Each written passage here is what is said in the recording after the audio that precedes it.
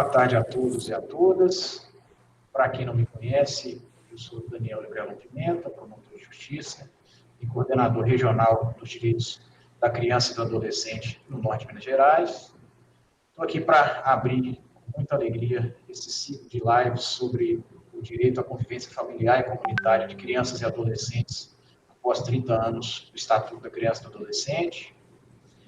É um grande prazer estar diante de uma plateia tão relevante, mesmo sendo um assunto especializado. A gente já tem agora dezenas de pessoas conectadas ao YouTube, interessadas em conhecer mais e em debater sobre esse importante direito das crianças e dos adolescentes. E o nosso objetivo agora é aprofundar um pouco a análise sobre esse direito das crianças e dos adolescentes, buscando enfocar por que ele é tão importante para o desenvolvimento saudável, adequado e integral dessas pessoas em peculiar situação de desenvolvimento. Para isso, então, a gente concebeu esse evento. Vocês podem ver a qualidade e o renome dos convidados, e a gente está muito feliz de ter conseguido fechar essa programação dessa forma. A primeira ideia sobre esse evento surgiu aqui a gente chama de Crédica, né, que é a nossa coordenadoria regional, e a ideia inicial era realizar um evento por ocasião dos 30 anos do Estatuto da Criança e do Adolescente, ao mesmo tempo comemorando a data e fazendo um balanço e formulação de propostas de avanço. Então, a convivência familiar e comunitária foi escolhida em razão dessa importância capital desse direito para a efetividade da proteção integral, que a gente sabe que o ordenamento jurídico brasileiro quer ver implementada com absoluta prioridade. Mas a concepção inicial desse evento, ela partiu da Crédica, mas o evento só está sendo realizado e só está tendo o alcance que estamos atingindo no momento, graças a uma ampla gama de parcerias. Eu preciso, então, nesse momento, fazer um agradecimento todo especial às instituições parceiras, que são a Unimontes, que é o Fórum Mineiro de Conselheiros Tutelares, que é a Secretaria de Desenvolvimento Social, a SEDESE, e também ao CINANS, que é o nosso consórcio intermunicipal multifinalitário dos municípios da área mineira da SUDENE, e também a AMANS, que é a nossa associação dos municípios da área mineira da SUDENE. O evento foi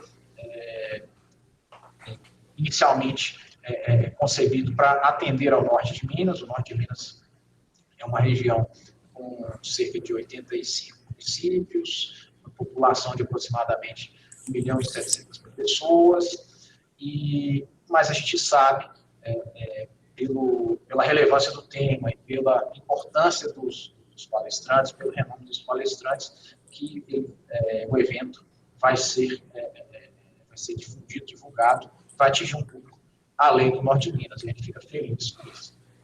Mas o objetivo é passar o quanto antes a palavra para os nossos conferencistas e para a nossa mediadora, mas antes, nessa esteira de garantir, fazer os agradecimentos dos nossos parceiros, a gente vai franquear rapidamente a palavra a dois dos nossos parceiros para que possam se manifestar sobre sua participação no evento. Eu inicio dando a palavra, então, ao Lucas Pereira, que é da diretoria do Fórum Mineiro de Conselheiros Tutelares. Lucas, fica à vontade.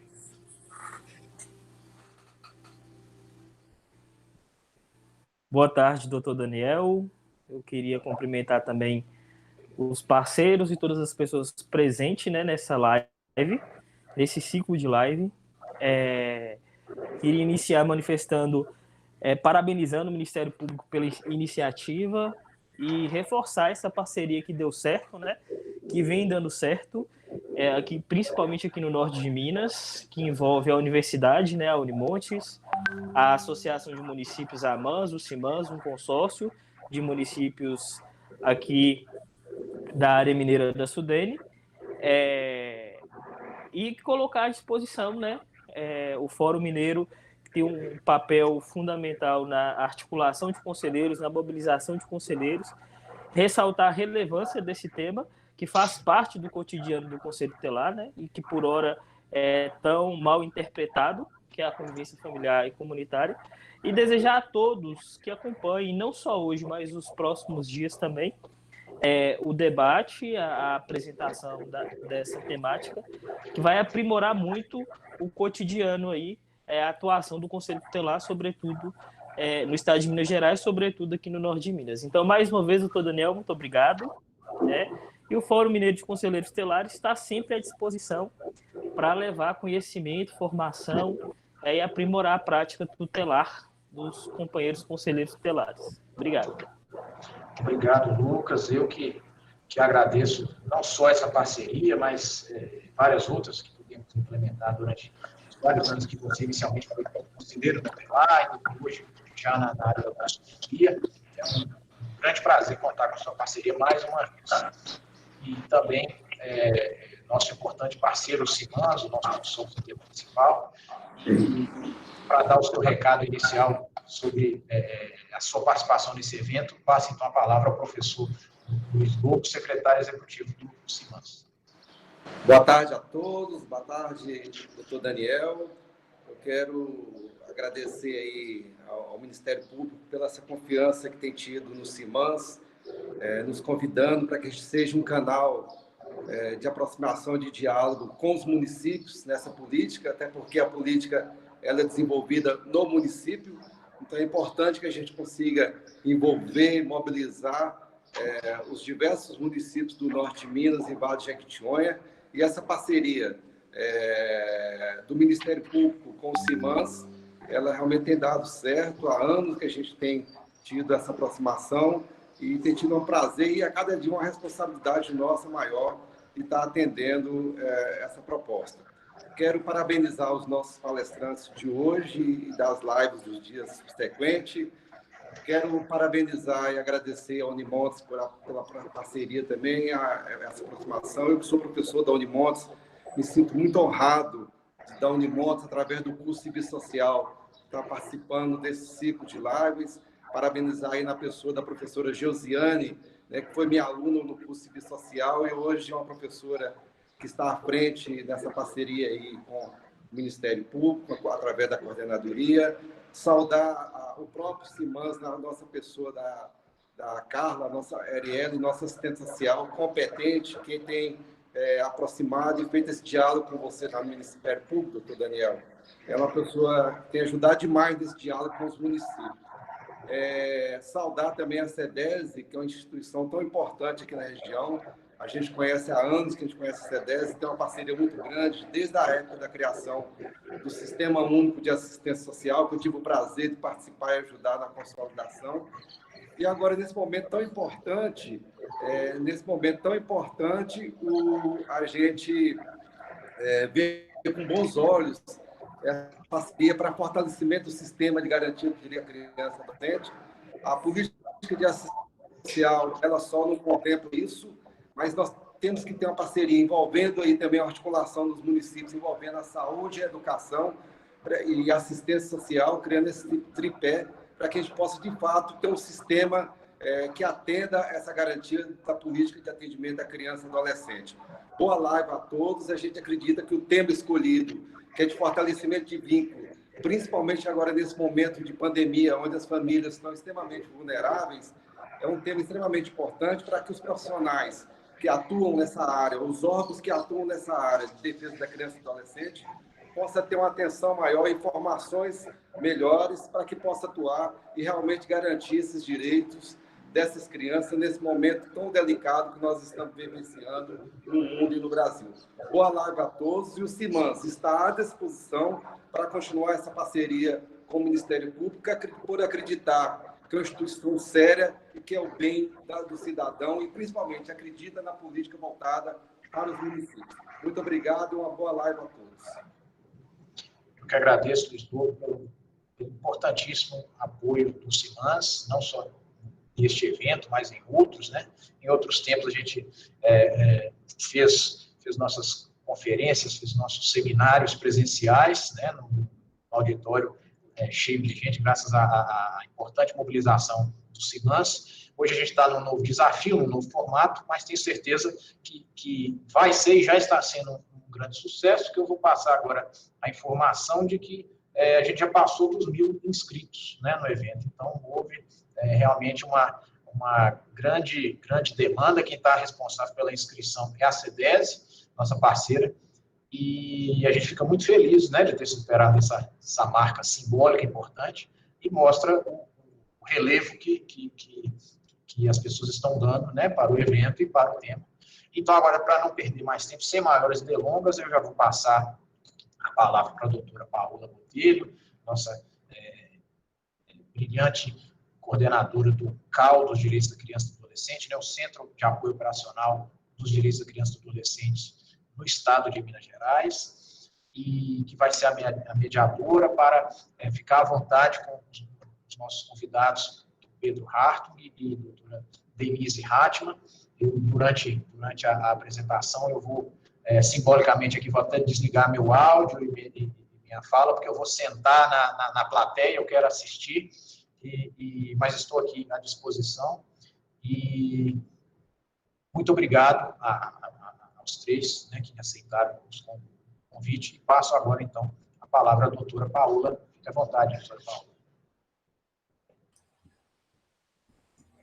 Uma boa tarde a todos. Quero inicialmente cumprimentar e parabenizar meu colega, Dr. Daniel Librelon, que, além de estar fazendo, né, um trabalho de extrema relevância, um trabalho brilhante na coordenação das promotorias de justiça de defesa dos direitos da criança e do adolescente do norte de Minas, também, juntamente com os demais parceiros já nominados nesse evento, tomou essa iniciativa de realização desse evento tão relevante, né, para tratar de uma temática que é tão cara para nós, que é a questão da convivência familiar e comunitária das nossas crianças e adolescentes. A gente sabe que nesse ano de 2020 nós estamos celebrando os 30 anos do Estatuto da Criança e do Adolescente.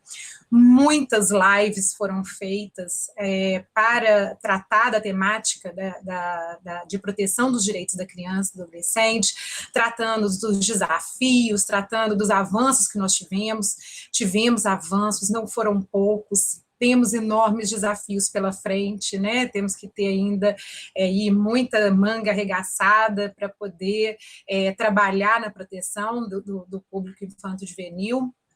Mas estamos aqui, então, com muita felicidade. Parabéns, doutor Daniel, parabéns aos parceiros, parabéns à equipe técnica da Coordenadoria Regional do Norte de Minas. E, então, quero agradecer, né, além de parabenizar, quero agradecer pela possibilidade de participação hoje nesse evento. E, sem maiores delongas, porque nós estamos aqui com convidados de grande renome, convidados que já estão, assim, também, imagino, com suas agendas abarrotadas, porque estiveram presentes em vários outros eventos que a gente teve a oportunidade de participar, e é para ouvi-los que nós estamos aqui. Então, eu vou passar a palavra, né, para eles. O tema que vai ser tratado hoje é a importância da formação de vínculos afetivos saudáveis na primeira infância e como prevenir o afastamento de crianças e adolescentes de sua família de origem. Para isso, os nossos palestrantes são o Dr. Pedro Hartung, advogado e coordenador do programa Prioridade Absoluta no Instituto Alana, doutor em Direito do Estado pela Universidade de São Paulo, pela USP, e a doutora Denise Hartmann Arruda Collin, assistente social do Ministério Público do Paraná, professora da PUC Paraná, doutora em Sociologia Política pela Universidade Federal do Paraná. já tive a oportunidade de participar de outras mesas com a doutora Denise, e é sempre um prazer escutá-la. Doutor Pedro Artung também, já tive a oportunidade de participar de vários eventos nos quais ele foi palestrante, e sei que vai ser assim, que essa mesa vai ser de um enorme aprendizado para todos nós. Então, sem maiores delongas, vou passar a palavra para o doutor Pedro, para que possa se manifestar, né, trazer aí suas considerações para nós. Bom dia a todas, boa tarde, na verdade, a todas e todos. Gostaria de agradecer inicialmente ao convite do Dr. Daniel e da doutora Paola por essa honra de poder conversar com vocês nesse tema que para mim é tão fundamental, convivência familiar e comunitária de crianças e adolescentes, e como construir essa relação de afeto desde a primeira infância para garantir realmente que esse direito possa ser expressado. É um prazer, professora Denise, compartilhar essa mesa digital com a senhora, e gostaria de trazer aqui uma apresentação que facilita a nossa conversa. Eu posso trazer também alguns elementos mais imagéticos para que vocês possam acompanhar aí de casa.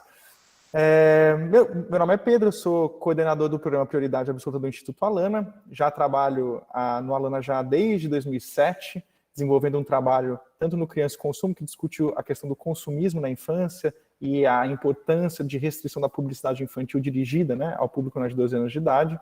E agora estou como coordenador do programa Prioridade Absoluta, que tem a missão de dar efetividade e visibilidade ao artigo 227. Esse artigo tenho certeza que todos vocês conhecem.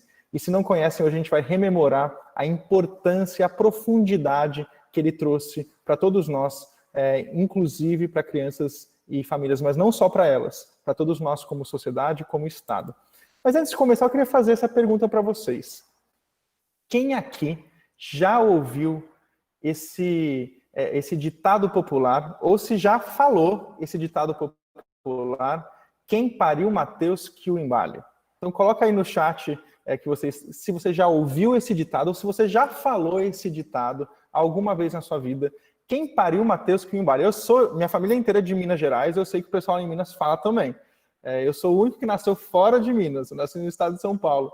Mas minha família, pai e mãe, são ambos de Minas Gerais, do sul de Minas. Então, sei que todo mundo fala esse ditado por aí também. Vocês já ouviram e já pararam para pensar o que nós, como sociedade, transformamos como cultura popular por meio desse ditado? Essa frase, quem pariu Mateus que o embale?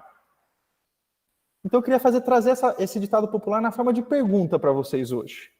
Quem pariu Mateus que o embale? Mas antes de dar uma resposta ou trazer as reflexões diretamente sobre esse ditado popular, eu queria voltar à memória de todos nós, e especialmente para quem participou aqui desse movimento tão importante do país, que foi a Constituinte de 87 e 88. Eu sempre começo as minhas falas relembrando, trazendo à memória esse momento, porque é um momento de muita força. Especialmente para os desafios atuais que temos vividos na nossa democracia, lembrar como ela foi construída e como o processo de redemocratização ele foi feito é fundamental para a gente saber de onde nós viemos, para que a gente saiba para onde nós estamos indo. Inclusive, para onde estamos indo com esse acordo que foi feito na Constituinte de 87 e de 88. Ulisses Guimarães, um grande articulador, foi capaz de realmente amealhar ali os interesses e as disputas na Constituição, por meio de uma ampla participação social de diversos movimentos, inclusive apresentando emendas populares, né, que vinham da sociedade encaminhada aos constituintes.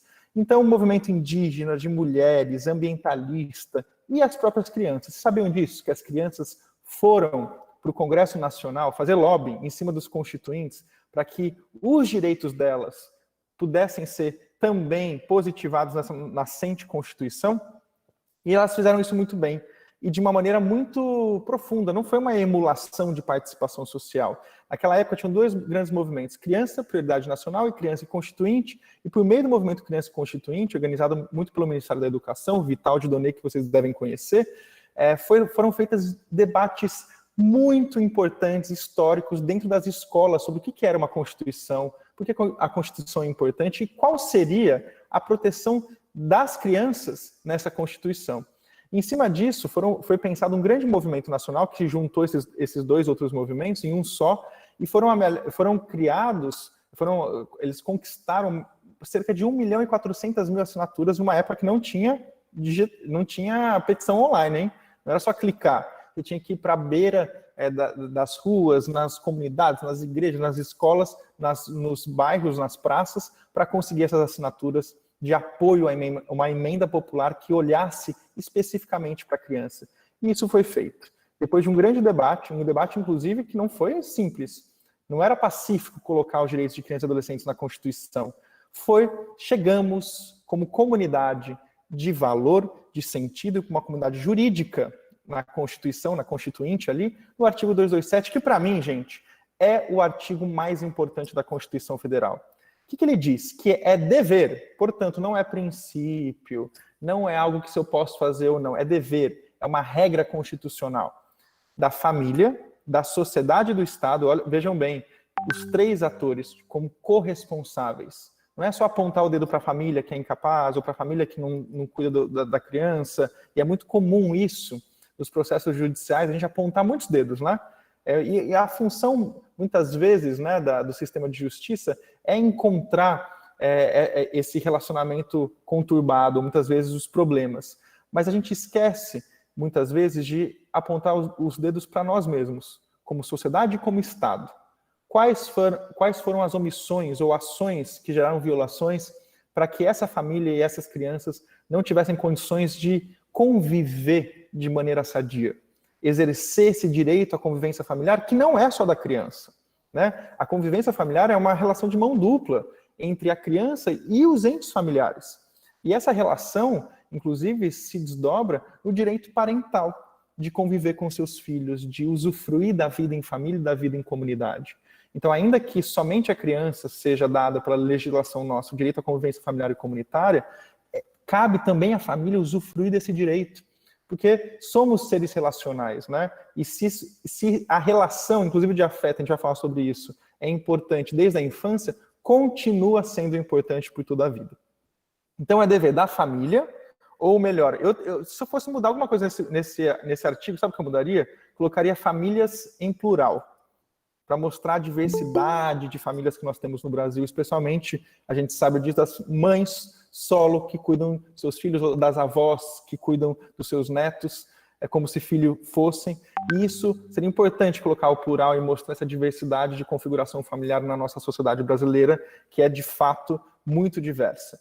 Então, famílias, sociedade, todos os entes da sociedade, inclusive empresas, e o próprio Estado. E aqui quem gosta de direito constitucional, direito público, né, estudar direito público, sabe que é muito inovador a gente pensar um artigo da Constituição que vincula entes privados.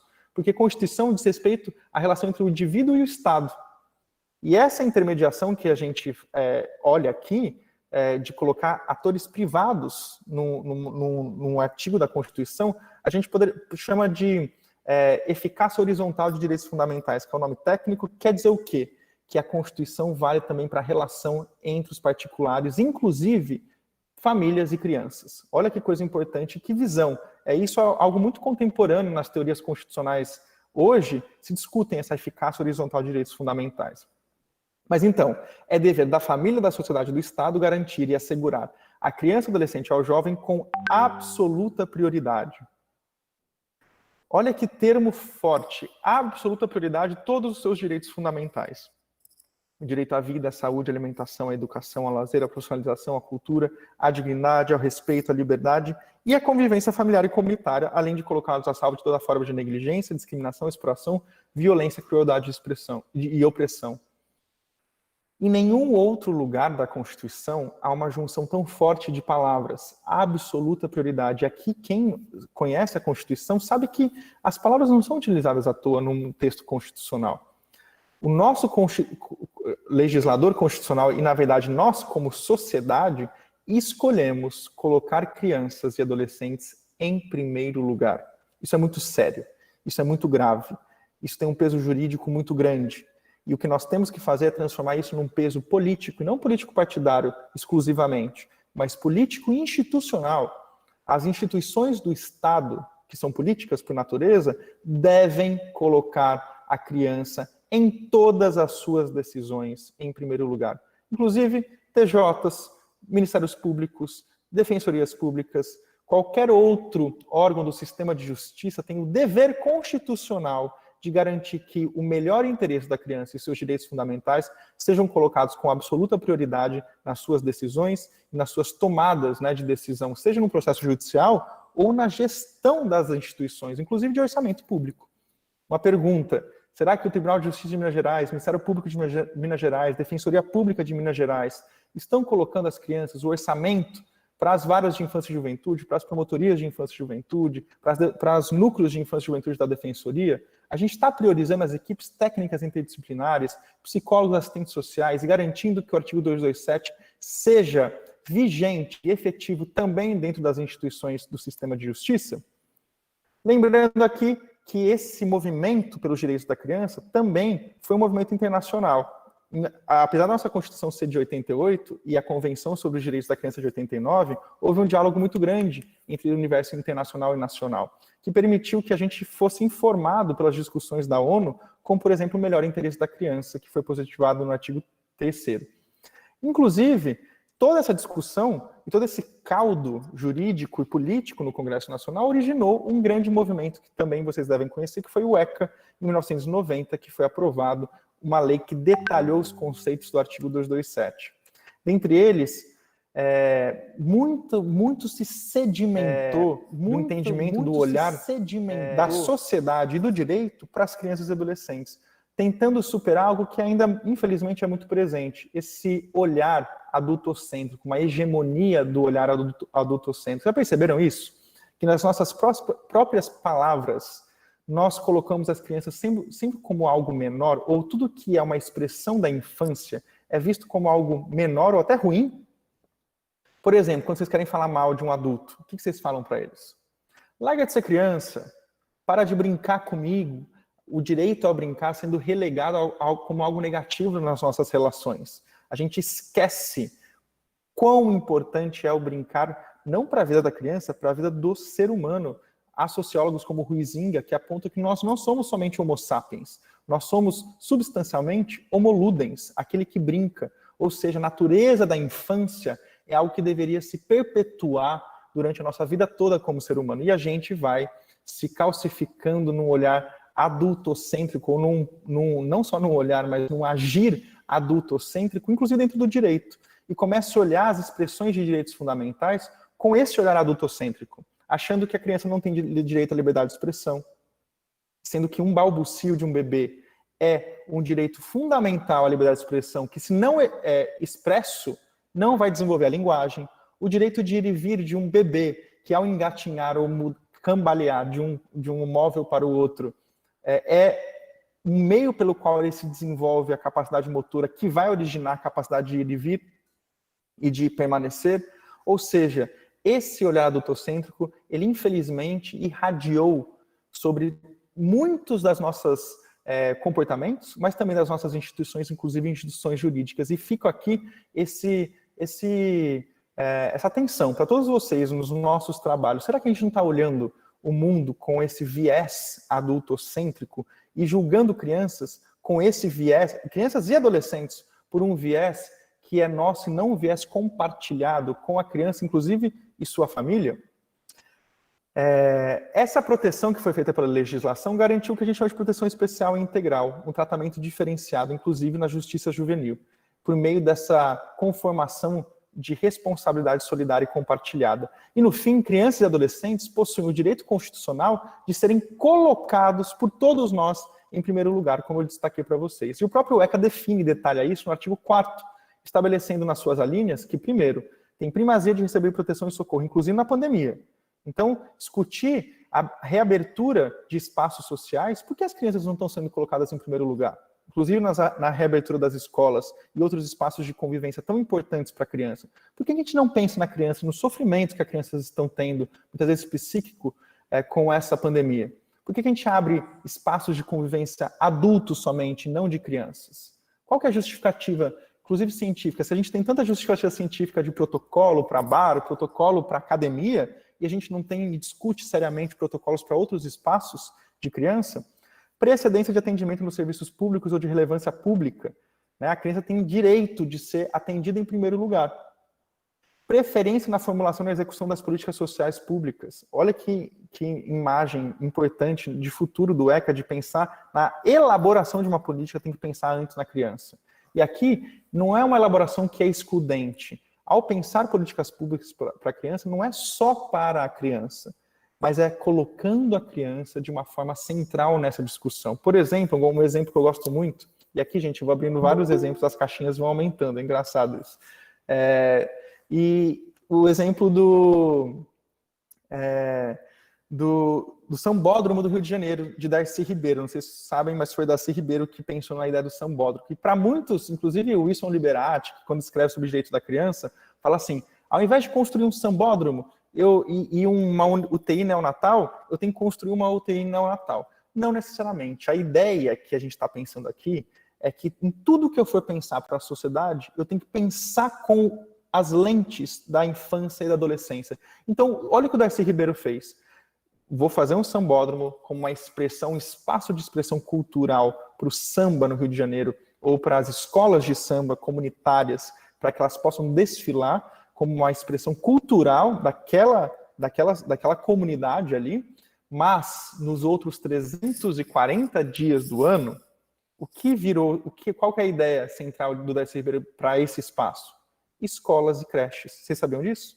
Então, olha que inteligente. Não é pensar uma política pública apartada, só focada na criança, mas é colocando a criança em primeiro lugar no centro, mas olhando todas as relações que ela estabelece. E por fim, gente, não há política pública sem orçamento público. Inclusive no sistema de justiça, tá? A gente tem que começar a discutir o orçamento público das instituições do sistema de justiça, como MP, TJ, Defensoria.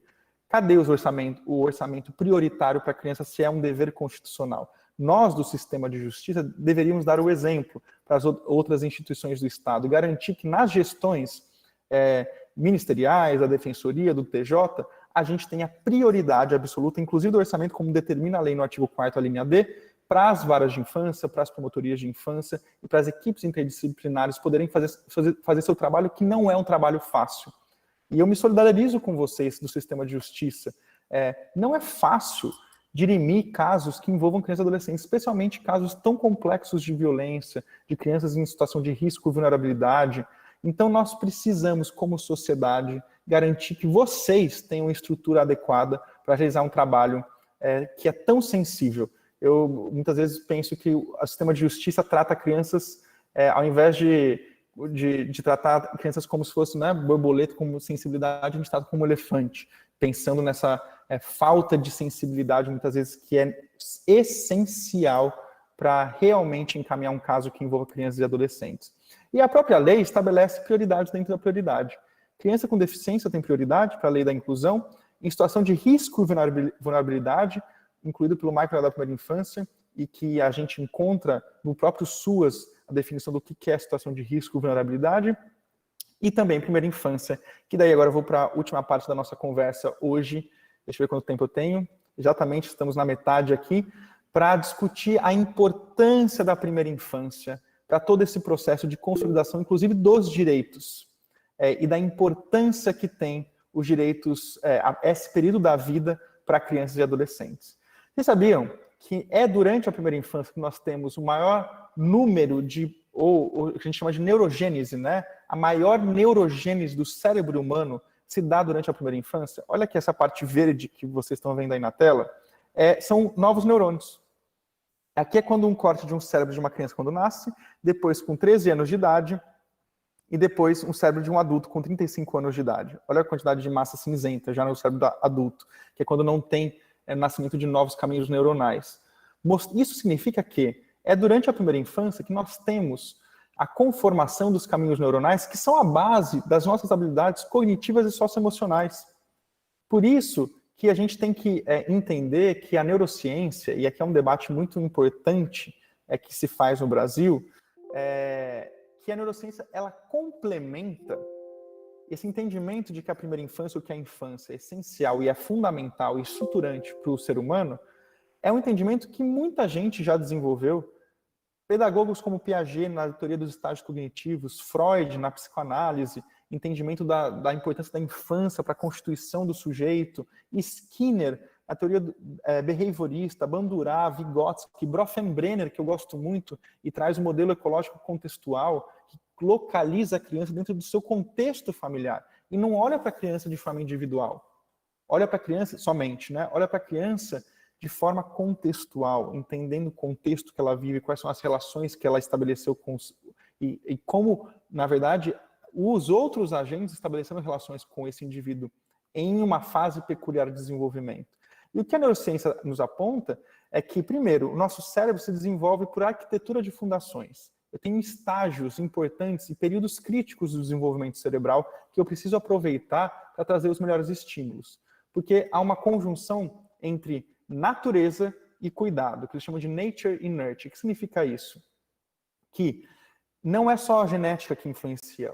O ambiente de cuidado ou as relações mediadas por cuidado e afeto ou não são conformadoras desse indivíduo.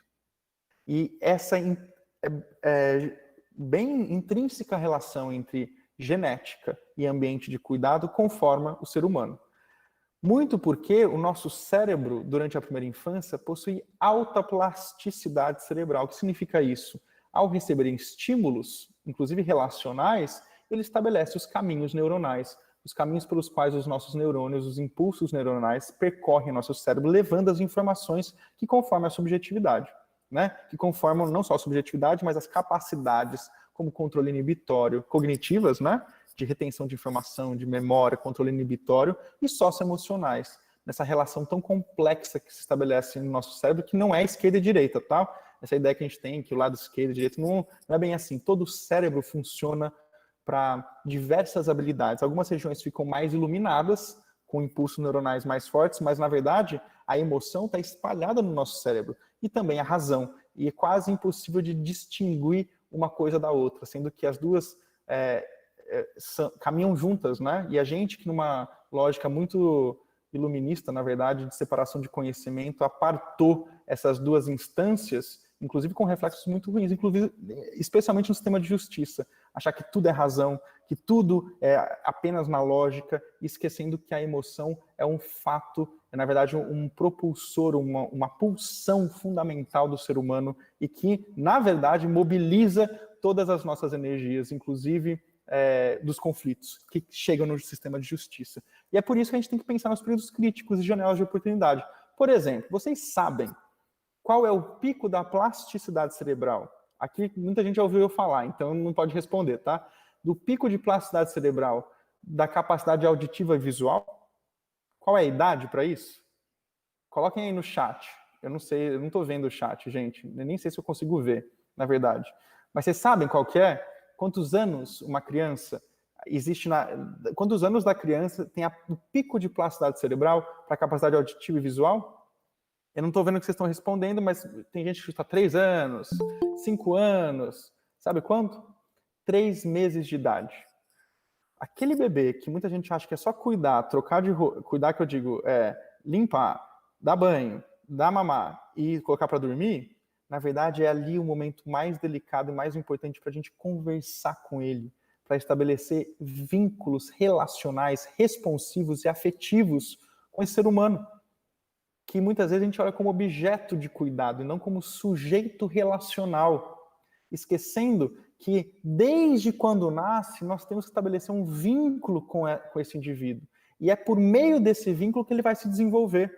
Então, quando a gente vem para falar hoje, que é a proposta da conversa, do afeto como estratégia, como política de cuidado para o desenvolvimento da primeira infância e como estratégia da convivência, do direito à convivência familiar e comunitária, é disso que a gente está falando. De como a gente esquece que criança são sujeitos não só de direitos, mas sujeitos sociais, relacionais. Elas não são só objetos de cuidado. E as famílias tratam crianças como objeto de cuidado somente. Eles são sujeitos relacionais que merecem de nós uma relação verdadeira, profunda, uma relação intermediada e mediada pelo afeto. É por meio do afeto que a gente desenvolve os caminhos neurais, inclusive, vocês sabiam disso? Que a fita isolante do caminho neural, que cria a bainha de mielina, no nosso cérebro é por meio de experiências relacionais responsivas afetivas. Não é à toa que a gente aprende mais quando tem afeto envolvido. Não é à toa quando a gente cumpre mais ordens quando há afeto envolvido. Cumpre mais normas quando há uma dimensão relacional afetiva envolvida. Porque nós somos seres humanos e, como seres humanos, inclusive evolucionalmente, aprendemos dessa forma. E qual que é a falta disso, né? E a falta de uma experiência positiva, o que gera, né? A falta de uma experiência positiva durante essa primeira infância ou experiências relacionais que possam trazer elementos positivos, inclusive da parentalidade positiva. Muitas pesquisas têm mostrado, Freud, obviamente, né? Para quem é que faz análise, eu faço desde os 12 anos de idade. Para quem é que faz análise sabe quão importante é a infância para o desenvolvimento do ser humano. Mas hoje a neurociência mostra que, e mostra no nosso cérebro que crianças que são submetidas ao que a gente chama de um estresse crônico, desenvolvem, o que é estresse crônico? Crônico é quando o seu sistema estressor, que é um sistema que nos ajuda a fugir de perigo, ele é acionado cronicamente o tempo inteiro. Crianças que sofrem violência crônica, que sofrem uma violência constante dentro do ambiente familiar ou de outros espaços de convivência, podem desenvolver o que a gente chama de estresse tóxico, que é uma ativação constante do sistema estressor, o que pode, inclusive, gerar a desmielinização da bainha neuronal, o que faz com que os impulsos neuronais se percam no cérebro e atrapalhem muito o desenvolvimento desse indivíduo.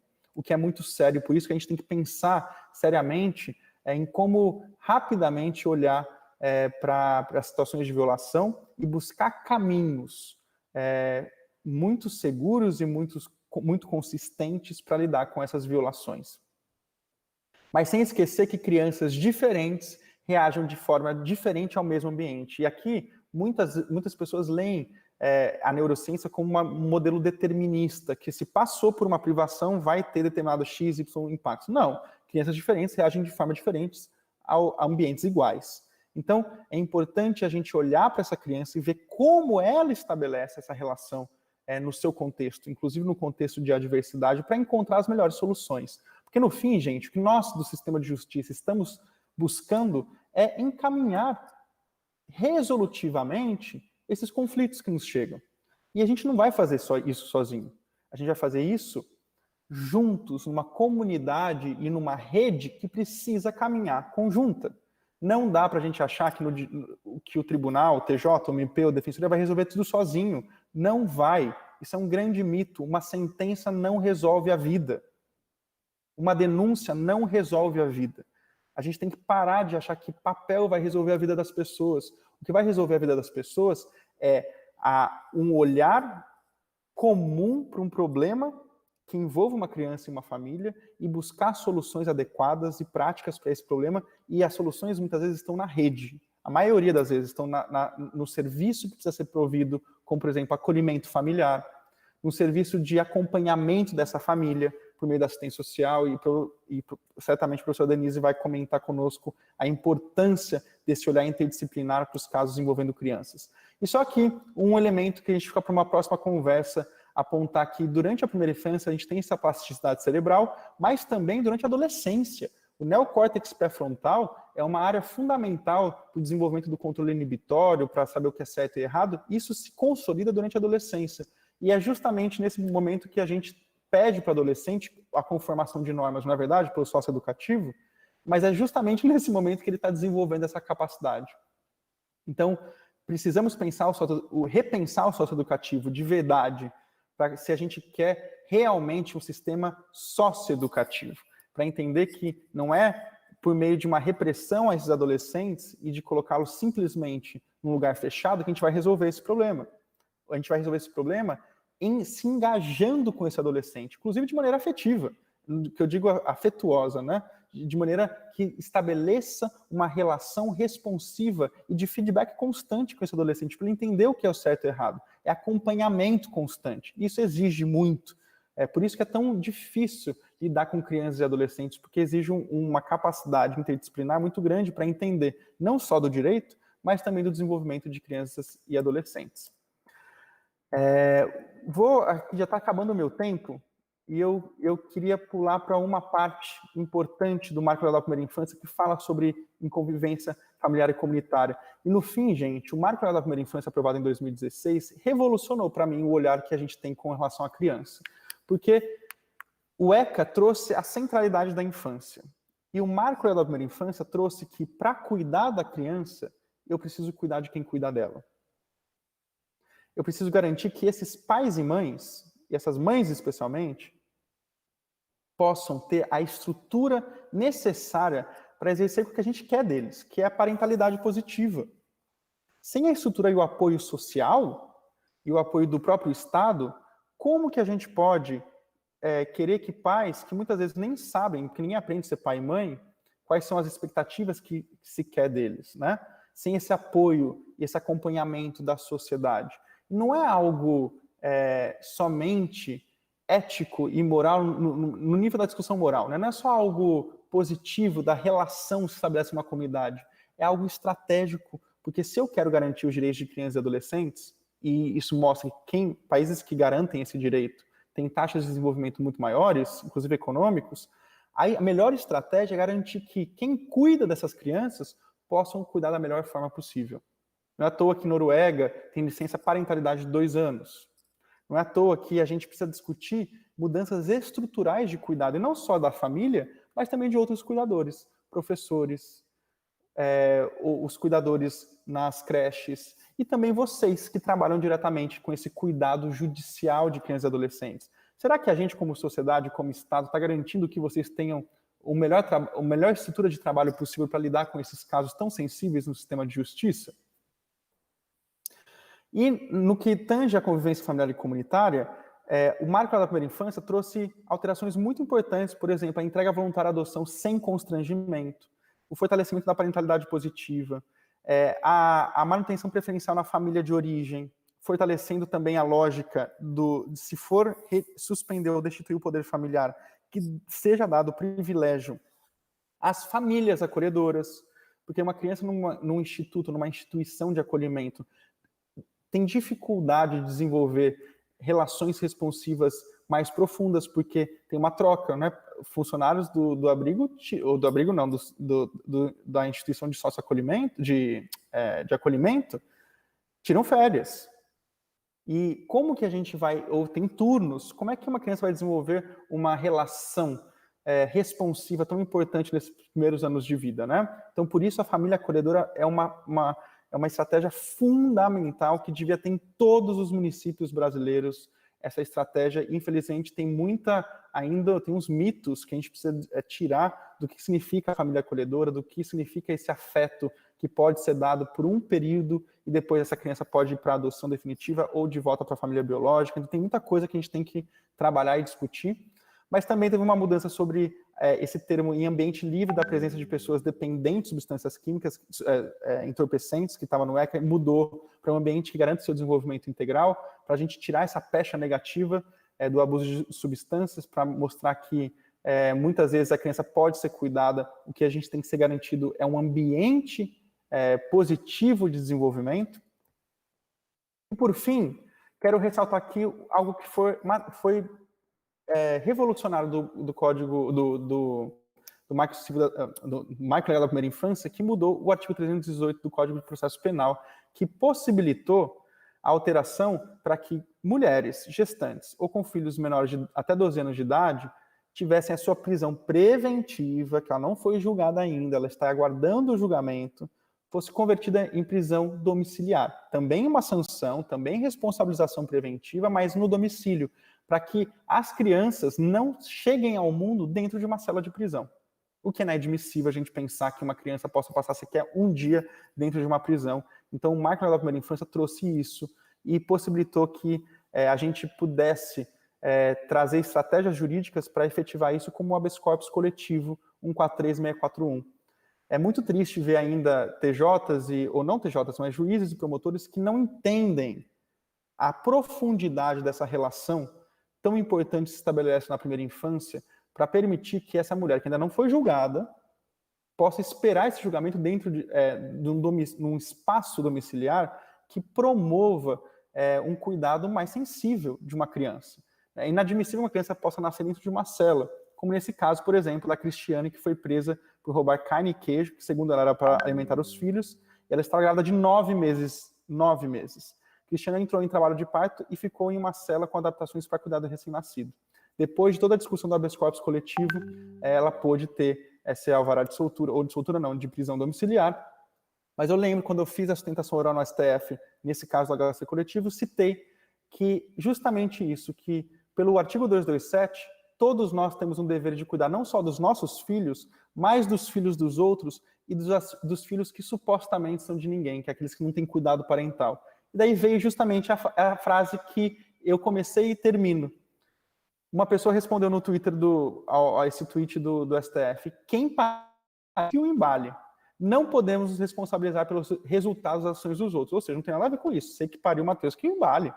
Opa, desculpe, mas eu não tenho responsabilidade legal alguma pelos filhos dos outros. Vamos seguir a Constituição e as leis só para variar? Pode ser, hein? Primeiro, essas pessoas não entenderam a importância do afeto para o desenvolvimento do ser humano. E a gente tem, inclusive, um olhar empático para essas famílias e essas crianças, entendendo que muitas vezes o que a gente chama de incapacidade de cuidado é, na verdade, não uma incapacidade civil e penal, que é quando eu tenho a possibilidade de fazer e não faço. Vocês sabem, né, que a questão de negligência civil e penal, quando a gente transforma em capacidade, que é quando a gente discute a questão da capacidade, um dos atributos disso é a negligência no Código Civil e Código Penal. Quando a gente acusa famílias de negligentes, que é o número 1 de casos de destituição do poder familiar, a gente fala, essa família é negligente, não está cuidando direito. Mas negligência para o Código Civil e Código Penal é quando eu sei fazer uma coisa, eu posso fazer uma coisa e não faço. Será que essas famílias sabem exatamente como melhor cuidar de seus filhos? E se não sabem, qual é o nosso dever como sociedade e Estado de garantir que elas possam ser fortalecidas? E um olhar afetuoso no sentido de desenvolvimento de potencialidades, de fortalecimento de competências. Por fim, uma pergunta para vocês. O nosso sistema de justiça é acessível, sensível e amigável a crianças e adolescentes? A gente estabeleceu um processo sensível para o cuidado desses casos judiciais tão sensíveis, tão complexos e desafiadores? A gente, inclusive, estabeleceu uma política de cuidado entre nós no sistema de justiça para que a gente possa ter tranquilidade para olhar de forma conjunta nesse caso? Há reuniões semanais entre as equipes interdisciplinares com os promotores e com juízes, defensores, discutem-se casos, discutem horizontes comuns, discutem-se possibilidades de encaminhamento compartilhado, ou é uma lógica adversarial que se estabelece nas nossas comarcas? Por fim, gente, eu queria trazer essa reflexão.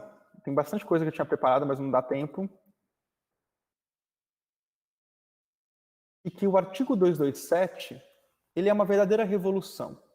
E é uma revolução não só como projeto de país e sociedade calcado na proteção dos direitos de crianças e adolescentes com absoluta prioridade, que é uma estratégia de desenvolvimento econômico e social muito bem sucedida, mas, na verdade, é uma revolução na forma como a gente se relaciona. Porque para colocar a criança em primeiro lugar, eu preciso fortalecer entre nós como sociedade a política de cuidado e a ética do afeto. Somente estabelecendo entre nós laços afetuosos, laços de cuidado em todos os ambientes, que a gente vai poder superar esses comportamentos, essas falas tão presentes hoje em dia no Brasil, tão virulentos e tão violentos, que têm maltratado as nossas relações, inclusive relações republicanas e democráticas. A gente precisa retomar o que o artigo 227 diz, que é colocar a criança em primeiro lugar. E para colocar a criança em primeiro lugar, eu preciso estabelecer uma política cotidiana de cuidado e de afeto, não só na relação com a criança, na relação com a família dessa criança, que é o contexto que ela vive, e na relação entre nós, como sociedade. E no fim, o que eu gostaria de trazer para vocês é que a gente pudesse falar um outro provérbio, um outro ditado popular, que é esse. Quem pariu e o próprio Matheus serão embalados e cuidados por todos nós. Muito obrigado.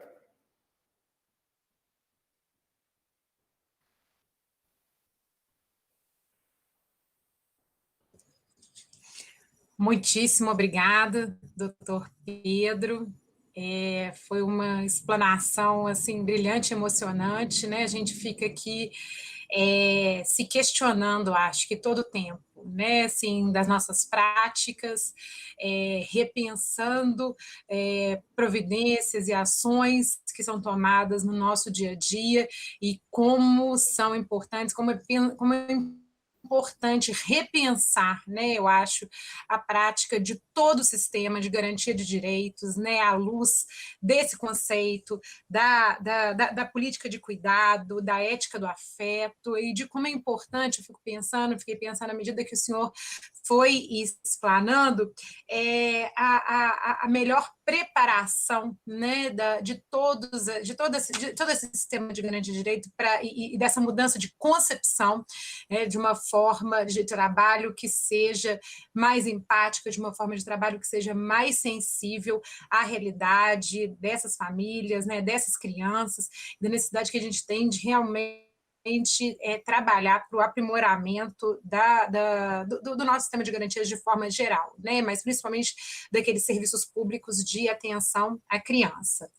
Então, eu quero agradecer assim, profundamente, parabenizar o senhor por essa brilhante explanação e já passar a palavra para a nossa palestrante, doutora Denise Ercolim, para que possa trazer para nós também todas as informações que ela tem, que sempre é um prazer enorme escutar. Com a palavra, doutora Denise. Bom, muito obrigada, boa tarde a todos e a todas. Eu queria parabenizar o Ministério Público de Minas Gerais pela iniciativa em comemorar os 30 anos do ECA, escolhendo temas tão relevantes, né, para repensarmos a nossa atuação interinstitucional, as nossas práticas, e para validarmos não só o Estatuto, mas esse projeto, esse novo projeto de sociedade que o doutor Pedro nos trouxe aqui com tanto entusiasmo e que nós comungamos dele, né? Queria registrar também o imenso prazer em encontrar amigos tão queridos, né, não só do Ministério Público de Minas Gerais, mas como da gestão da política de assistência social e de defesa de direitos da criança e do adolescente, doutor Daniel, doutora Paola, Aline, Carla, Ranieri e outros tantos que com certeza estão aqui nos ouvindo, né? Agradecer esse convite para poder pensar no coletivo de assegurar um sistema de proteção social em Minas Gerais, hoje com foco no direito à convivência familiar e comunitária de crianças, adolescentes e suas famílias, mas com a possibilidade de aliar esses elementos de cuidados trazidos pelo Dr. Pedro com a prestação das potencialidades de todos os membros da família. Ele enfatizou muito isso, né? E acho que é fundamental nós partirmos desse pressuposto, né? Todos os seres que convivem naquele espaço têm potencialidades a serem desencadeadas, né, a serem incentivadas e precisam desse aporte e desse suporte, né, independente da classe social, e precisam da atenção de políticas sociais e de políticas públicas na perspectiva de um trabalho em rede de proteção intersetorial e interdisciplinar. Essa dimensão de olhares da individualidade, do coletivo, né, e das necessidades de cada qual, ela se faz premente em todos os momentos. Então, esse direito ele carece ser assegurado pelo Estado brasileiro e pelo conjunto da sociedade e pelos membros da família, tal como traz o Estatuto da Criança e do Adolescente, mas uma política pública em especial assumiu isso como uma responsabilidade e colocou como uma segurança socioassistencial garantir proteção social às crianças, adolescentes e suas famílias, e nesta garantia primar pela convivência familiar e comunitária, né? E esse entendimento ele traz uma mudança de paradigma, né? Que primeiro é reconhecer a primazia da responsabilidade do Estado brasileiro, da sociedade e das famílias com o conjunto dos seus membros. A segunda é reconhecer e resgatar o papel da família no campo da proteção social, de todas as famílias brasileiras, né? E que precisam, e diante de dificuldades que encontram, né, precisam do aporte e do suporte desse tripé, né? Família, sociedade e Estado. A outra mudança de paradigma é reconhecer o conjunto de necessidades individuais e necessidades coletivas como direitos assegurados na Constituição e passíveis de serem cobrados, né, judicial e extrajudicialmente.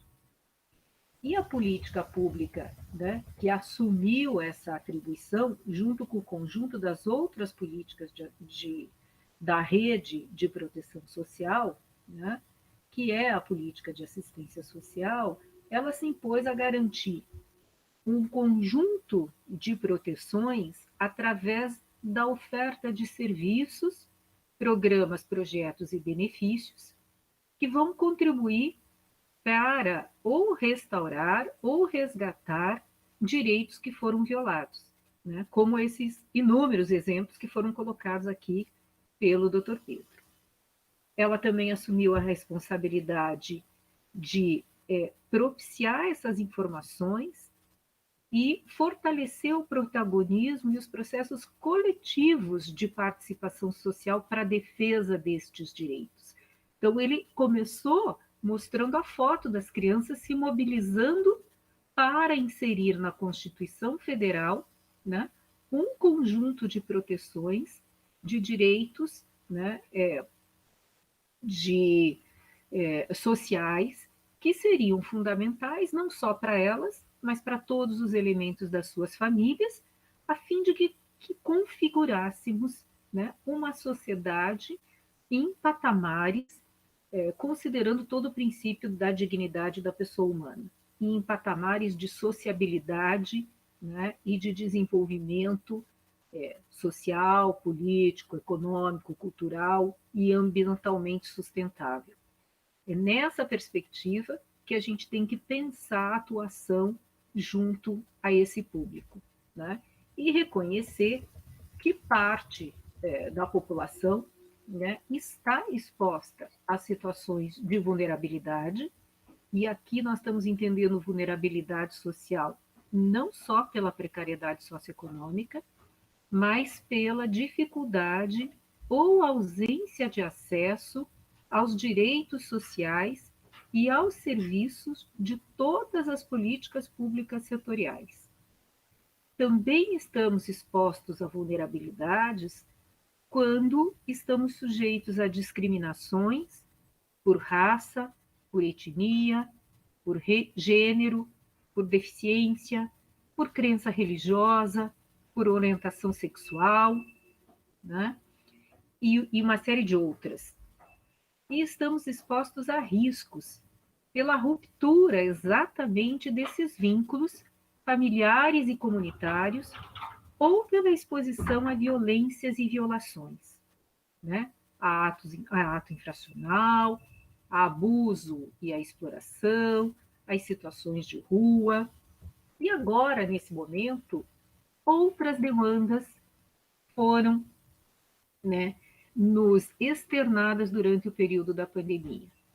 Nós temos um conjunto da população brasileira, novamente insisto, independentemente da classe social, né, que é um conjunto de crianças e adolescentes que estão em casa, né, ou estão nas ruas, ou estão em unidades de acolhimento, né, mas as que estão nesses espaços e que frequentavam a escola num momento de distanciamento de seus colegas, num momento de convívio mais restrito, num momento de sobrecarga de estresse, de exposição a estresse e às tensões, num momento de cobrança, né, da escolaridade formal, tanto eles quanto seus cuidadores, um conjunto de pessoas que se encontram desempregados, que se encontram com dificuldade de acesso à transferência de renda, na informalidade, com dificuldades de cumprimento das medidas de proteção ao vírus, com isolamento social nas unidades de acolhimento, com suspensão de processos, né, de adoção, de encaminhamento para famílias acolhedoras em alguns espaços, a gente tem encontrado isso.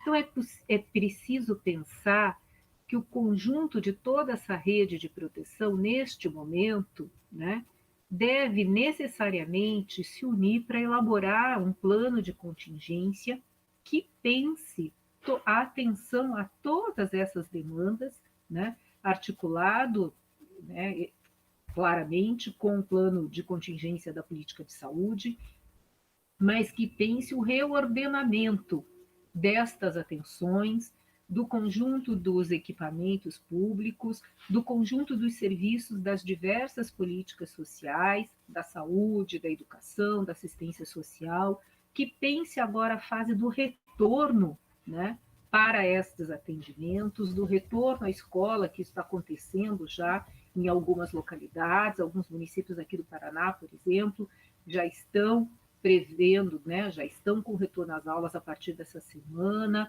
alguns setores que estavam fechados também, nós vimos outros locais do país, né, e é preciso que a gente assegure, pela política de assistência social, mas também por outras, esse conjunto de seguranças, né, socioassistenciais, não só no período da pandemia, mas na pós-pandemia, efetivamente, na reestruturação das ofertas dos nossos trabalhos, segurança da renda, segurança da convivência familiar e comunitária, que é objeto da nossa conversa de hoje, e já foi tão bem mencionado, né, pelo Dr. Pedro, que ela é entendida como uma condição essencial e relacional da vida humana, né? É ela que resgata, né, os vínculos relacionais, os vínculos de pertencimento, permite a superação das fragilizações, das violências, né, das condições de trabalho infantil, de situação de rua, né, que permitem retomar uma outra segurança, que é a segurança da acolhida. Essa acolhida ela é visualizada em duas vertentes, né? Um acolhimento humanitário, um acolhimento das demandas, um acolhimento das necessidades, um acolhimento com escuta qualificada, e também é visto um acolhimento de situações específicas de risco pessoal e social, quando há o rompimento desse vínculo familiar e comunitário, quando existem situações de emergência e de calamidades públicas, como é a qual nos encontramos agora, né? Mas que deve vir munida, né, desse potencial de vínculos, desse potencial de cuidados, né, desse potencial de retomada da autonomia para a superação dessas condições de vulnerabilidade e de risco, mas também para acesso a bens e riquezas que são socialmente produzidas e para apropriação de espaços e serviços públicos, né? Foi ótimo o exemplo do Sambódromo, né? Porque o que a gente percebe é que, em função das desigualdades, né, inúmeras pessoas estão isoladas e limitadas de se apropriar daquele espaço que é coletivo, daquele espaço que é comunitário. Quando a gente diz convivência familiar e comunitária, nós estamos falando exatamente disso, das condições de desenvolvimento integral e de acesso a todos os direitos, ao conjunto dos membros daquela família, mas também de acesso e apropriação destes bens, dessas riquezas que são produzidas por todos, porque todo mundo, né, contribui para o desenvolvimento do país e contribui inclusive através do consumo, com os recursos, e que é preciso que a gente se aproprie, né, desses espaços para permitir esse desenvolvimento. Então, acho que uma coisa fundamental é nós descaracterizarmos aquela compreensão, né, de que famílias de crianças que estão com rompimento, né, temporário dos vínculos familiares ou com dificuldades de assegurar a sua proteção são culpadas pelas situações em que elas se encontram, que foi exatamente o que o doutor Pedro disse, né? Quem pariu Mateus, que cuide dele. E, na verdade, é preciso que a gente compreenda que estas situações, né, de vulnerabilidade e de risco, que, novamente insisto, não é só da população empobrecida, né, mas é pela ausência de acessos ou essas discriminações que nós tanto falamos aqui, né, elas são construídas por um determinado contexto social, histórico, econômico, político, cultural. São situações complexas e multideterminadas pelas questões macroestruturais que explicam as desigualdades sociais, as desigualdades políticas, econômicas, culturais e territoriais, né? E que tem um recorte muito acirrado na desigualdade de raça e na desigualdade de gênero existentes no Brasil. E agora, na pandemia, nós vimos o quanto isso é verdadeiro, né? O quanto pessoas expostas a essas desigualdades têm 4 vezes mais da capacidade de contrair o vírus, né, do que as demais. Estas situações, elas também se colocam pela falta de acesso a essas políticas, pela falta de acesso a direitos e por condições dignas, né, de sobrevivência, pela falta de condições dignas de sobrevivência e de cidadania, por fragilidades relacionais, pelos ciclos de intergeracionais de reprodução da pobreza e de violências, né, que novamente não acarreta só a população empobrecida, né, pela história de precariedade e do tipo de organização dos territórios, né, os territórios são excludentes, os territórios não permitem estes acessos, e, de novo, pelas discriminações, né, não só de etnia, de raça, de gênero, mas de pertencimento a determinados grupos populacionais específicos, né? Grupos, por exemplo, de povos e comunidades tradicionais, né? De quilombolas, de ciganos, de moradores de determinados territórios, que acabam sendo isolados, né? Desses acessos e desses direitos. Acho que uma outra coisa importante da gente resgatar é o conceito de família, né? Entender família como esse núcleo primário de afetividade, de acolhida, de convívio, de sociabilidade, de autonomia, de sustentabilidade e de referência no processo de desenvolvimento e do exercício da cidadania, né? Como já foi também tão bem explicado aqui, das repercussões que isso tem, desde dos primeiros momentos da infância e ademais, desde da sua gestação, né? Uma criança que nasce neste ambiente, né?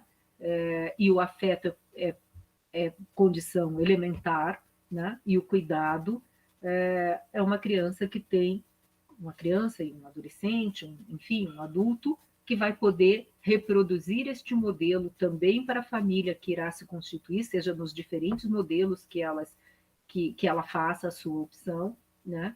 E que vai conseguir se colocar numa outra forma de relação no exercício da sua cidadania, né? Entender família como um núcleo, então, afetivo, composto por laços consanguíneos de aliança ou de afinidade, né? E onde esses vínculos se circunscrevem a obrigações recíprocas e múltiplas, e mútuas, como já foi mencionado aqui, né? Organizadas em torno das relações intergeracionais e de gênero. E essa ideia de família, né, ela tem que ser compreendida a partir do contexto em que ela se encontra, né? Então é preciso que a gente perceba que essa família ela se transforma, se altera no tempo, se constrói, se reconstrói histórica e cotidianamente, por meio das relações entre seus membros e entre o contexto, né? O Dr. Pedro assinalou muito isto, né? Que essa família tem um papel fundamental, né? Sofre as influências, né? Da estruturação da sociedade, de todos os aspectos, portanto, ela é uma construção pública, ela não é uma construção privada, e estas atribuições e responsabilidades não podem ser imputadas, então, aos seus membros ou a algum de seus membros, né? Ela tem que ser assumida na totalidade como modelo de sociedade que nós construímos.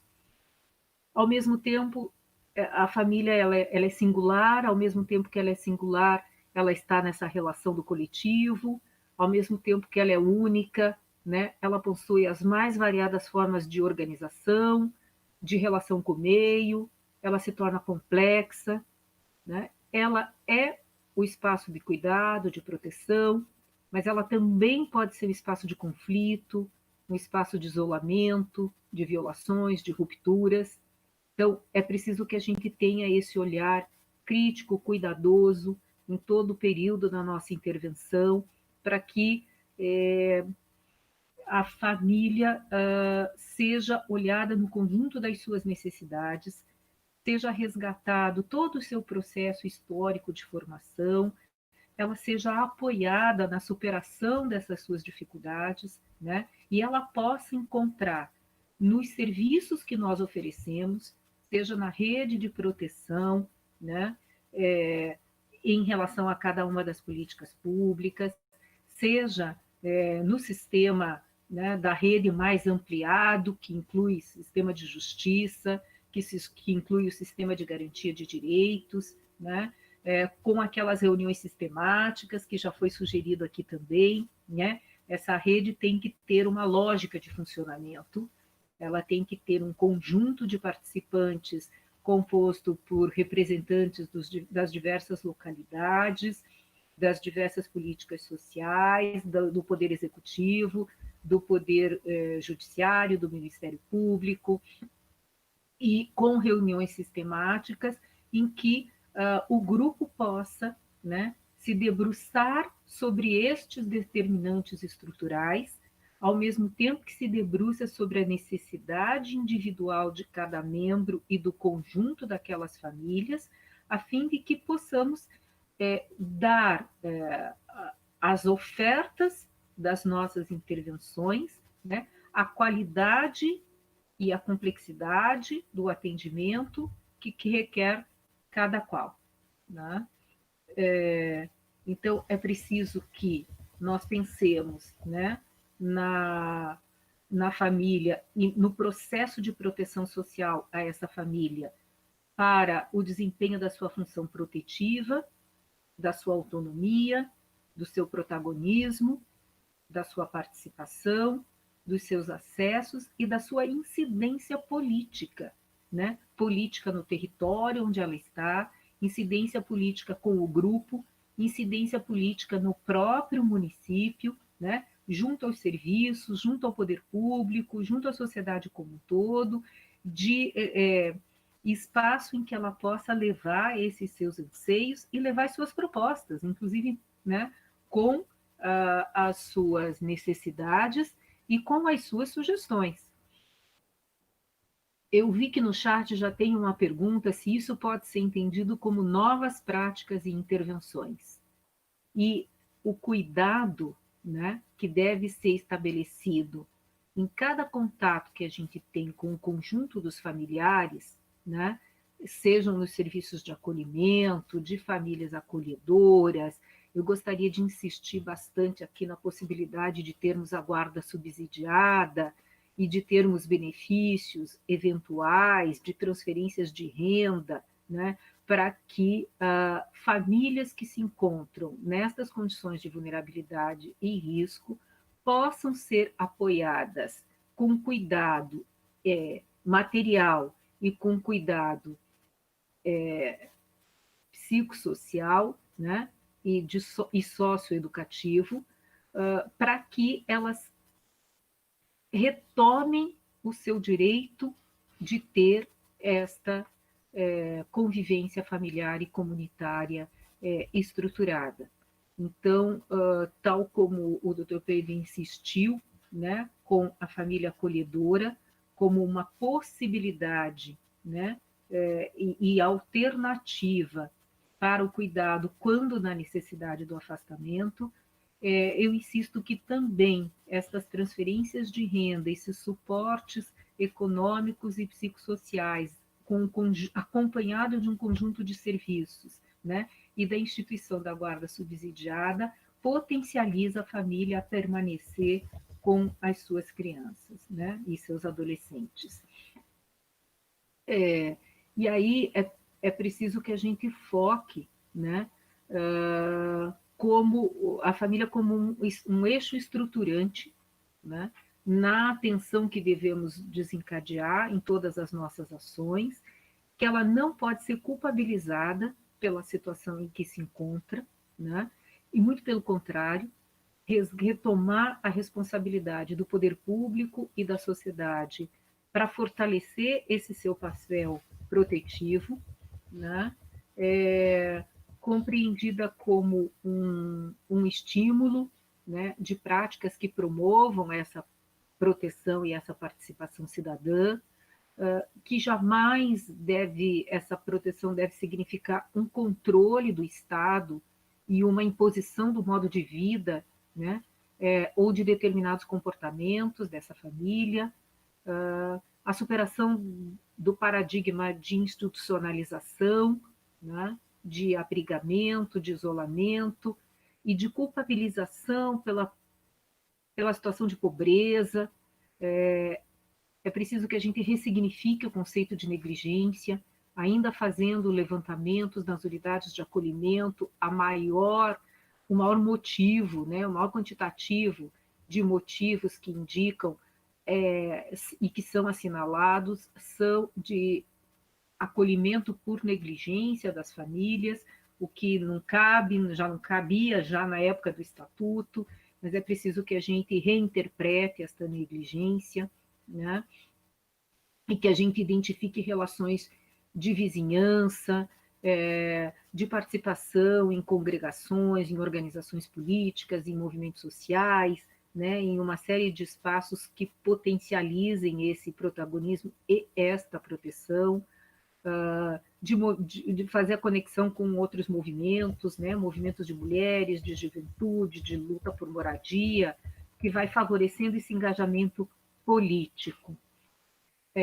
Há um imperativo da constituição de vínculos para a constituição dos sujeitos, né? Os sujeitos se fazem nesta relação e se fazem nesse empoderamento, a identificação, né, de que estas potencialidades também estão no espectro relacional, nas relações interpessoais, grupais, sociais, e que devem ser estabelecidas sob essa ótica do afeto, do pertencimento e dessa capacidade de construção e de reconstrução dos seus projetos pessoais e dos seus projetos sociais de vida em sociedade.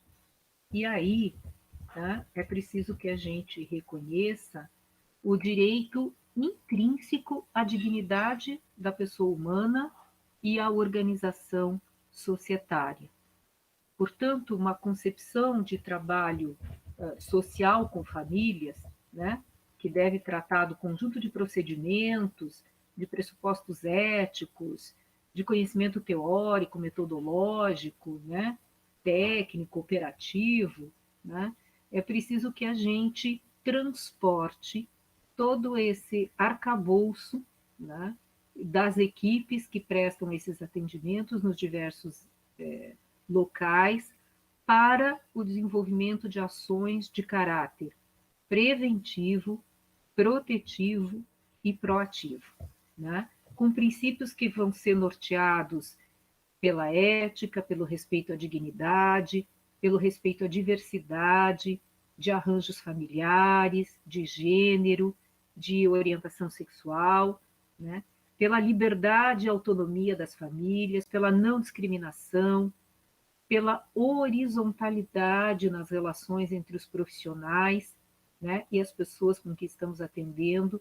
Isso é uma coisa muito séria, né? Normalmente há uma imposição, há uma relação vertical, né? Há uma desconsideração das suas potencialidades, né? Uma equidade nas ofertas, uma superação dessas abordagens funcionalistas, conservadoras, fundamentadas na tutela, na subalternidade, na moralização, no ajustamento a modelos pré-concebidos e uma atenção sempre intersetorial nas prestações, né? É preciso também que a gente abandone práticas baseadas no senso comum, que são preconceituosas, né? Que vão culpabilizar essas famílias pelas situações em que elas se encontram, e que a gente retome, né? Retome a análise do território onde essas famílias se encontram, né? Retome a análise do nível de acesso a políticas públicas, o quanto nós estamos garantindo, né, este acesso, o quanto nós estamos garantindo direitos, o quanto nós estamos permitindo condições dignas de sobrevivência, de cidadania, né?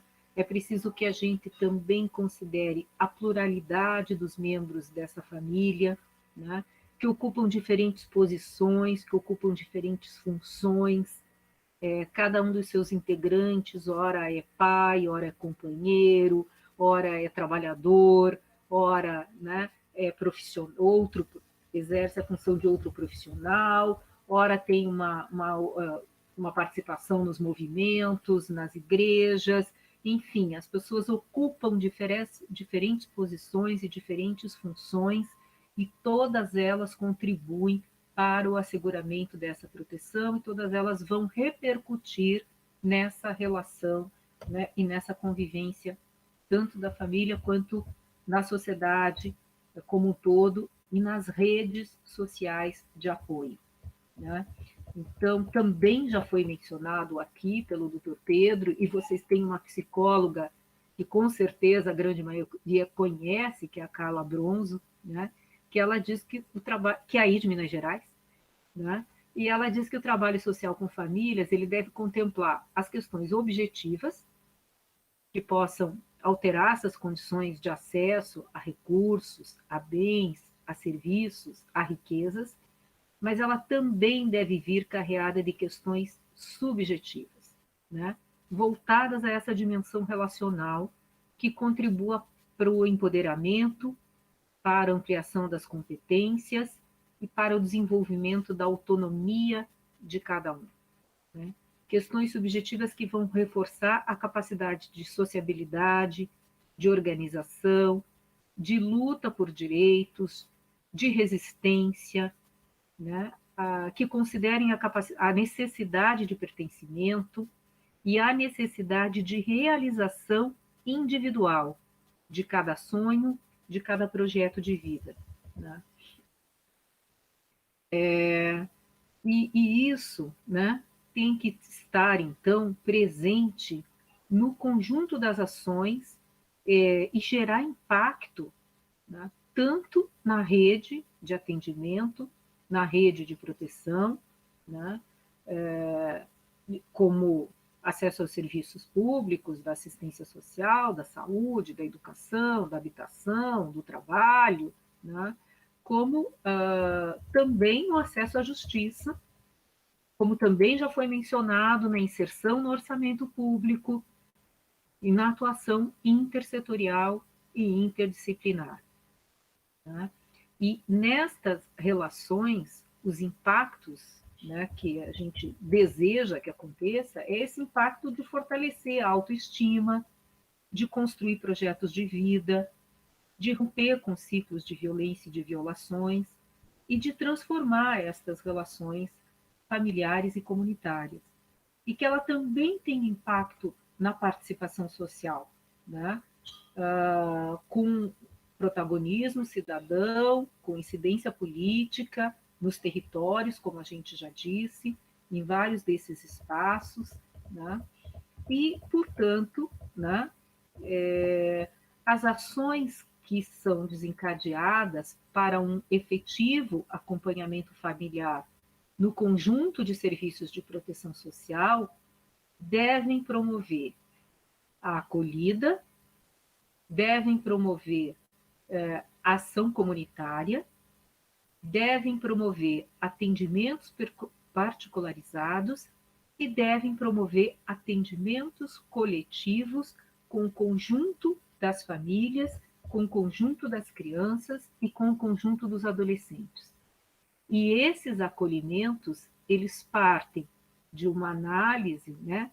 Esses atendimentos, me desculpe, eles partem efetivamente de uma análise técnica do contexto que envolve cada um, né, daquelas situações, mas eles necessariamente devem ser, né, construídos enquanto um plano de acompanhamento individualizado e coletivo, construídos conjuntamente com os integrantes de cada uma dessas famílias, né, e com a participação das crianças e dos adolescentes, né, inclusive para problematizar a situação em que se encontram, para permitir uma reflexão crítica da questão social, para entender os problemas que são vivenciados, para contextualizar, né, territorialmente e individualmente estas situações de vulnerabilidade e risco, para refletir sobre o acesso à precariedade de direitos, né, e para mobilizar para a definição de estratégias que enfrentem estas respectivas situações, né? E isso, né, prioritariamente, né, deve ser feito num caráter coletivo, de mobilização social, de comunicação comunitária, né, de desenvolvimento, de organização dessa comunidade, de desenvolvimento e sociabilidade e coletividade, né? Mas também deve considerar as particularidades, né, da dinâmica de cada família, das necessidades, dos desejos, dos anseios que são apontados por cada uma delas, né? E os encaminhamentos, com certeza, também seriam discutidos e apreciados, né, com este coletivo, de quem está atendendo, das famílias que estão participando, dos adolescentes e das suas crianças, né?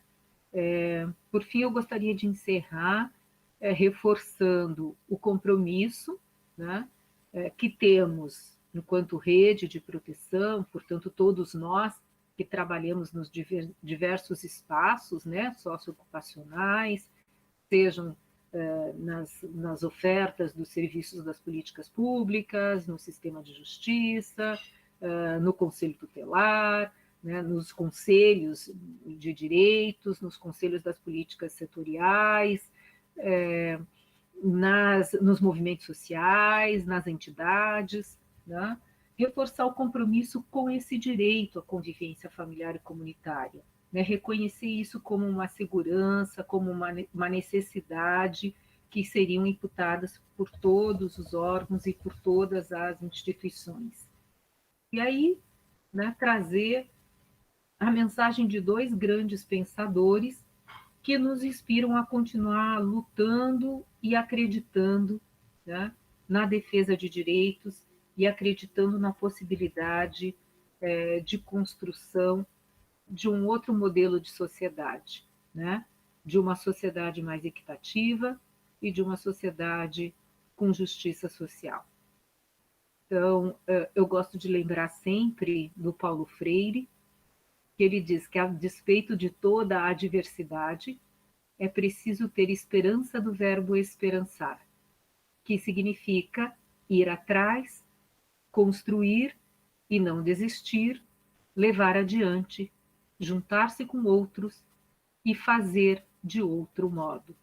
E de que modo a gente quer fazer? Me lembrei da Rosa de Luxemburgo. Queremos lutar por um mundo onde sejamos socialmente iguais, humanamente diferentes e totalmente livres.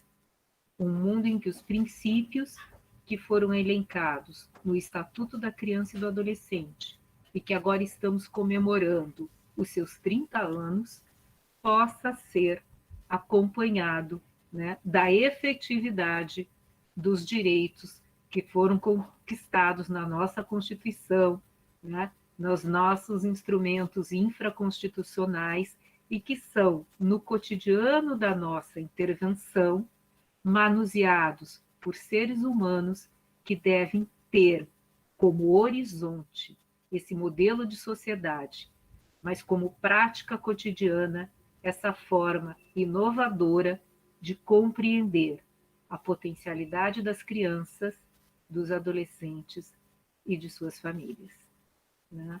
Acho que a gente pode ter uma boa conversa durante mais uma hora com todos que estão nos assistindo e novamente agradecer muito a possibilidade de pensar essa construção coletiva com vocês. Muito obrigada.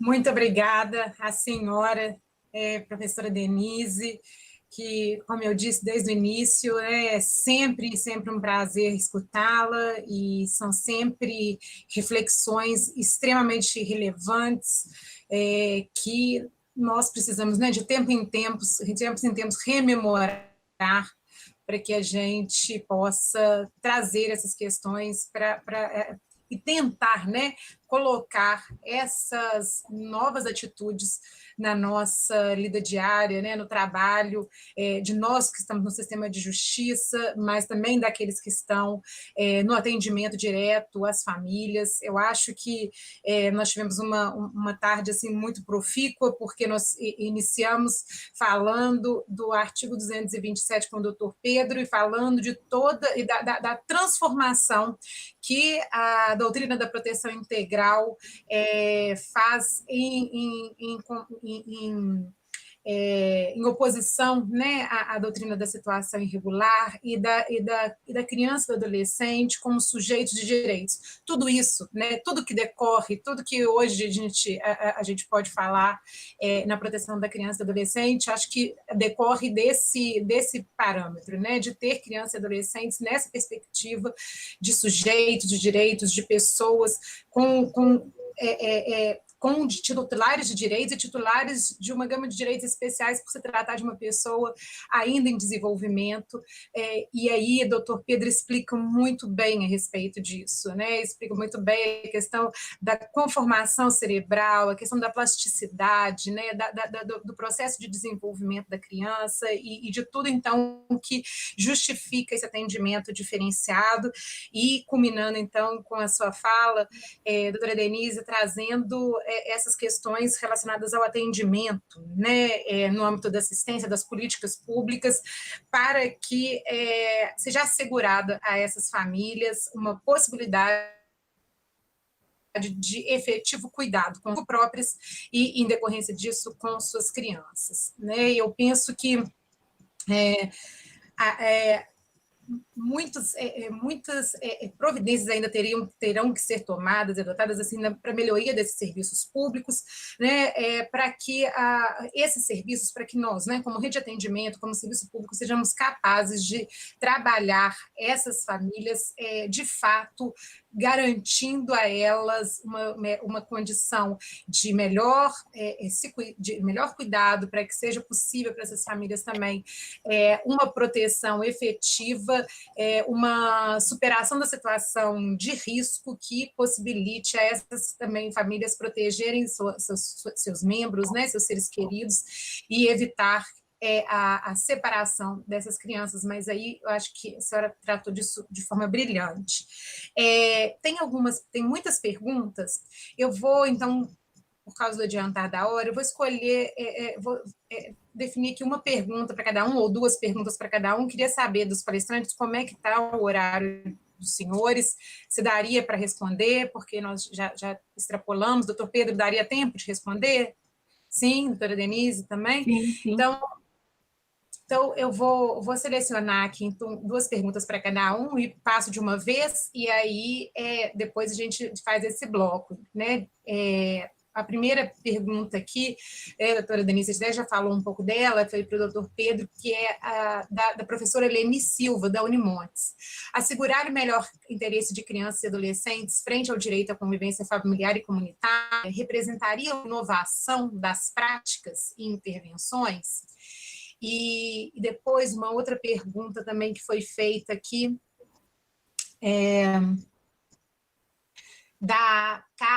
do Eric Pereira. Como pensar a efetiva proteção social a crianças e adolescentes diante de equipamentos públicos com estruturas e metodologias de trabalho tão incipientes e frágeis? E aqui, para a doutora Denise, essa pergunta do conselheiro, do Lucas Arruda. Considerando que o Conselho Tutelar é um órgão de garantia de direitos, como ele deve colaborar para o fortalecimento dos vínculos afetivos e prevenir o afastamento de crianças e adolescentes do convívio familiar, sobretudo nesse período pandêmico? E essa da outra aqui.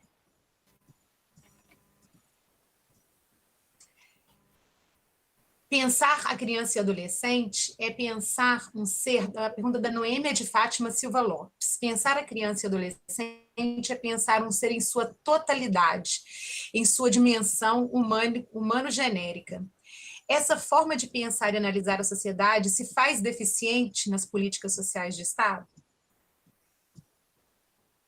Podemos iniciar pelo doutor Pedro? Bom, muito obrigado, doutora Paola. São muitas perguntas e com várias dimensões, né? Mas vou tentar fazer uma breve resposta para cada uma delas e juntando algumas. A professora Leni perguntou sobre como assegurar o melhor interesse da criança se isso exige inovação. Na verdade, a resposta é a inversão disso. Para assegurar mesmo, né, na verdade, a gente precisaria repensar as nossas práticas para se chegar ao melhor interesse da criança. Porque o melhor interesse da criança é um conceito vazio se a gente não pensar na lógica do direito do ECA e do Estatuto da Criança e do Adolescente e entender o que quer dizer. Porque, veja bem, por que eu disse um conceito vazio? Porque